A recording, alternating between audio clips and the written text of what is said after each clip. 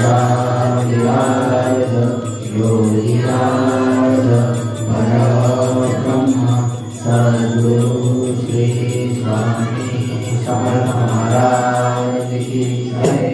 अनंत कोटी ब्रह्मांड नायक राजाधिराज योगिराज परब्रह्म सद्गुरु श्री स्वामी समर्थ महाराज यांच्या कृपेने आज जी स्वामी समर्थ महाराजांची कथा आहे, जय स्वामी समर्थ महाराज माझ्याकडून वधून घेते ते मी तुमच्याकडे थोडक्यात सांगण्याचा प्रयत्न। सद्गुरु श्री स्वामी समर्थ महाराज की जय। अनंत कोटी ब्रह्मांड नायक राजाधिराज योगिराज परब्रह्म सद्गुरु श्री स्वामी समर्थ महाराज, स्वामी महाराज यांच्या लीला ह्या अनंत आहे। स्वामी महाराज एक दिवस वटवृक्षाच्या छायेमध्ये बसलेले होते आणि महाराज चिंतेत होते। माझा भक्त उदास पडलेला आहे, त्याची काळजी करणार कोणी नाहीये, पैशाची अमाट संपत्ती आहे पण जवळ कोणी नाही, विचारात पडलेला आहे। स्वामी खदा खदा हसत होते त्यावेळेस, अर्थ कोणालाच कळत नव्हता स्वामी का असे बोलत आहे, कारण की ब्रह्मांड नायकाची लीला तिथून सुरू झालेली होती। कारण तिथं जवळ असलेल्या सोलापूर गावामध्ये एक ब्राह्मण जोडप होतं, अफाट संपत्ती होती, पैसा अडका खूप होत आणि दत्त महाराजांचे ते भक्त होते। गाणगापूरला जाणं, दत्त महाराजांची सेवा करणं ह्या आयुष्यात त्यांच्या आधी होतं। अशी कोणतीच दत्त जयंती नाही की ते गाणगापूरला गेलेले नाही। पण दोघांची एक चिंता असायची की घरामध्ये एखादं बाळ असावं, या संपत्तीला कोणीतरी वारस असावं, हे चिंतित दोघ जण असत। विचार करता करता त्यांनी विचार केला मनापासून दोघांनी आणि दोघ जण गाणगापूरला आले, दत्त महाराजांची सेवा करू लागले।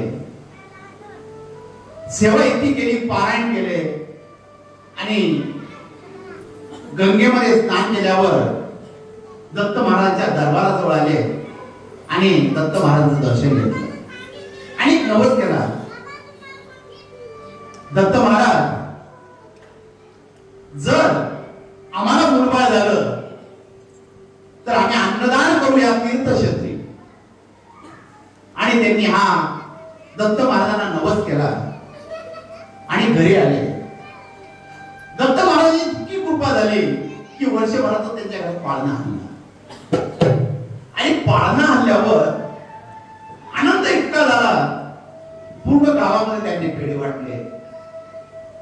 त्या आनंदामध्ये शेठजी आता सर्व विसरून गेलेले होते, सर्व मुलाकडे लक्ष लागलेलं होतं आणि आनंदाचे दिवस चालू असताना त्यांच्या संसाराला एक दृष्ट लागली।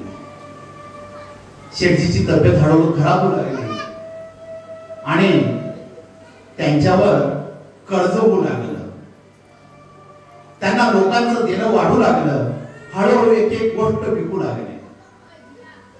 सर्व विक्रीला काढलं, स्वतःजवळ काही राहिलं नाही, आता मोलमजुरी करून दिवस काढू लागले। त्याच्या शेठ विचार करू लागले, आपण दत्त महाराजांना नवस केलेला आहे तो फेडायचा कसा काय? दत्त महाराजांनी आपल्याला सुंदर असं बाळ दिलेलं, आपल्या घरात पाळणा हल्लेला आहे आणि अशात त्या ब्राह्मणाची तब्येत बिघडली आणि हृदयविकाराचा धक्का आला, तो मरण पावला। हे दुःख पत्नीला झालं, ती अकांत मांडू लागली दत्त मंदिरासमोर, हे भगवंता, तू अशी आमची कोणती परीक्षा पाहिली की आज मला नवरा सोडून गेलेला, मी एकटी काय करणार या बाळाला घेऊन, मला तुला नवस फेडायचंय। दुःखाचे दिवस चाललेले होते, रोज इथून तिथून मागायचं, मोलमजुरी करायची, दिवसभर दिवस कसा तरी काढायचा, मुलाला खाऊ घालायचं, स्वतः खाऊ घालायचं। एक दिवस ती घरामध्ये रडत बसलेली असताना शेजारची बाई तिच्या जवळ उभारली आणि तिने सहज प्रश्न केला, ताई रडता का? झालेला प्रसंग तिने सांगितलं, माझ्या पतिदेवाने एक नवस केला होता दत्त महाराजांना, जर आम्हाला मुलबाळ झालं तर आम्ही या तीर्थक्षेत्री अन्नदान करू। तो नवस पूर्ण होत नाही म्हणून ते आता विचार करते। मग विचार कसा करताय तुम्ही? गाणगापूरला जा, दत्त मार्ग नक्कीच सापडेल. हिने काही पैसे जमवले आणि गाणगापूरला आली. गाणगापूरला आली, संगमावर स्नान केलं आणि गाणगापूरला राहू लागली, भिक्षा मागू लागली आणि दत्त महाराजांची सेवा करू लागली. सेवेचा दृष्टांत असा झाला, गुरुवारी पहाटे स्वप्नामध्ये दृष्टांत आला. दत्त महाराज आले आणि त्यांनी सांगितलं, माई काळजी कसली करतेस? माझा अवतार झालेला अक्कलकोटला, स्वामी समर्थ म्हणून मी प्रगट झालेलो. तू अक्कलकोटला ये, मी तुला तिथे देते आणि तुझा नवस पूर्ण करून घे आणि तुझ्या स्वतःच्या हाताने माझ्या मुखामध्ये तू घास भरव आणि तो मी स्वीकार करेन आणि तुझा अन्नदानाचा नवस मी पूर्ण करेन. हे दत्त महाराजांनी त्या स्वप्नामध्ये काम केलं. सकाळ झाली, उठली आणि स्वप्नाचा दृष्टांत आठवू लागला आणि दत्त मंदिरासमोर गेली. दत्त महाराजांच्या पाया पडल्या आणि अक्कलकोटच्या वाटेने निघाली. अक्कलकोटला आले. महाराज वटवृक्षाच्या छायेमध्ये बसलेले होते. अनेक स्वामी भक्त प्रत्येकाच्या समस्या घेऊन स्वामींसमोर उभे होते. प्रत्येकाच्या मनामधलं दुःख स्वामींना सांगत होते आणि एवढ्या गर्दीमध्ये या माईला वाट काढायची होती, स्वामींपर्यंत पोहोचायचं होतं. स्वामींपर्यंत जावं कसं काय? ती मनातल्या मनात विचार करू लागली. स्वप्नामध्ये मला दत्त महाराजांनी जो दृष्टांत दिला, जसे मला दत्त महाराज दिसत होते तसे मला स्वामी दिसत आहे. मनामध्ये आनंद झाला. स्वामींना हात जोडले आणि मनामधून प्रार्थना करू लागली, हे स्वामी समर्थ, तुझ्या मुखामध्ये घास भरवायचा आहे, तुझ्यापर्यंत पोहोचेल कशी मी? माझी इच्छा पूर्ण कर. आणि एवढ्या गर्दीमध्ये स्वामी महाराज बोलले, हे माई, हे आमच्या समोर, आम्ही वाट पाहत आहोत. हे बोला, जागा करून द्या आमच्या माईला, आम्ही वाट बघत आहोत. सर्वजण इकडे तिकडे पाहू लागले, स्वामी महाराज कोणाला बोलवत आहे.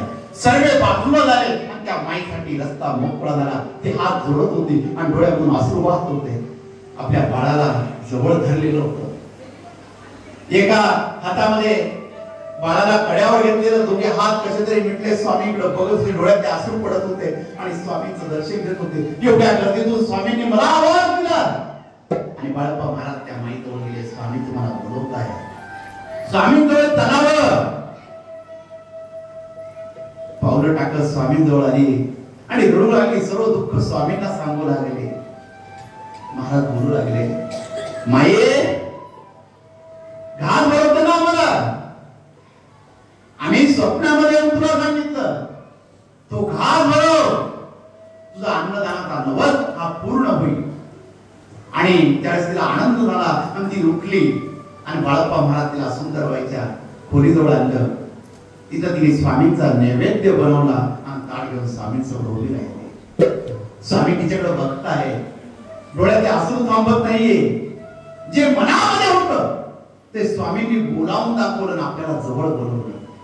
स्वामी पुढे हात जोडून उभी राहिली आणि नैवेद्याचं ताट घेऊन आली स्वामींसमोर. स्वामी, घास भरवते? हो माई, आम्ही तीच प्रतीक्षा करत आहोत. तुझ्या हातचा नैवेद्य आम्हाला प्राशन करायचं.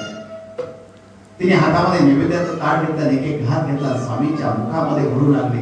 स्वामी आनंदाने तो घास खात होते आणि तिच्याकडे बघत होते.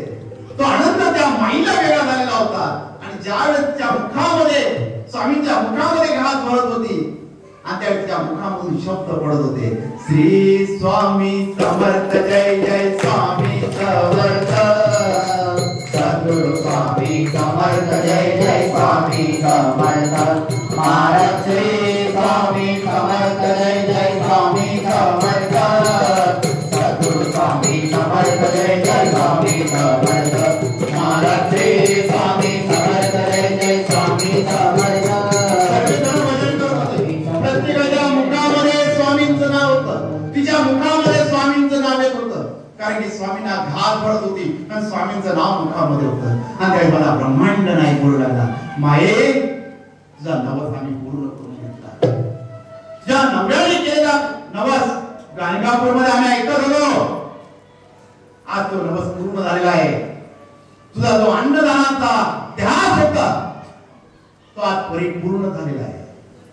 तुझ्या मनामध्ये नवरा गेल्याचं दुःख नव्हतं, जेवढं दुःख अन्न आमचं जाणाच होतं म्हणून आम्ही तुझ्या प्रसन्न झालो आहोत. आम्ही तुझ्या पाठीशी आहोत, काळजी करू नकोस. हे स्वामी महाराज वारंवार तिला महाराज तिला आशीर्वाद देताना स्वामी महाराजांनी सांगितलं, बाळप्पा महाराज, चोळप्पा महाराज, श्रीपाद भट, गणेश जोशी आणि गणपतराव जोशींना स्वामींनी जवळ बोलवलं आणि सांगितलं, महाराजी राजांच्या दरबारामध्ये हिची सोय करण्यात यावी. हा आमचा आदेश आहे. आजपासून हिला काहीच कमी पडणार नाही. हिचा योगक्षम आम्ही चालवणार. आम्ही अक्कलकोट किंवा आहोत, नृसिंहवान आहोत. या अक्कलकोटमध्ये जोही भक्त आमच्या दर्शनाला येईल आम्ही त्याच्या पाठीशी आहोत. जो आमची मनापासून प्रार्थना करेल, कुठे आमचा भक्त असो, जो आमचं नाव घेईल, आम्ही त्याच्या पाठीशी जाऊन उभं राहू आणि त्या भक्ताची इच्छा आम्ही पूर्ण करू. हे स्वामी महाराज बोलत होते. आमच्या दरबारात आलेला भक्त कधी खाली हात जाणार नाही, त्याची इच्छा आम्ही पूर्ण करणार. जोही दरबारामध्ये आला, मनापासून हात जोडले, आमच्या मुखाकडे त्यांनी बघितले, आमच्या चरण पादुकावर त्याचं मस्तक त्यांनी ठेवलं, त्याची इच्छा आम्ही पूर्ण करणार. आम्ही सदैव त्याच्या पाठीशी आहोत. आणि महाराज बोलले, भिवू नकोस, मी तुझ्या पाठीशी. हे स्वामी महाराज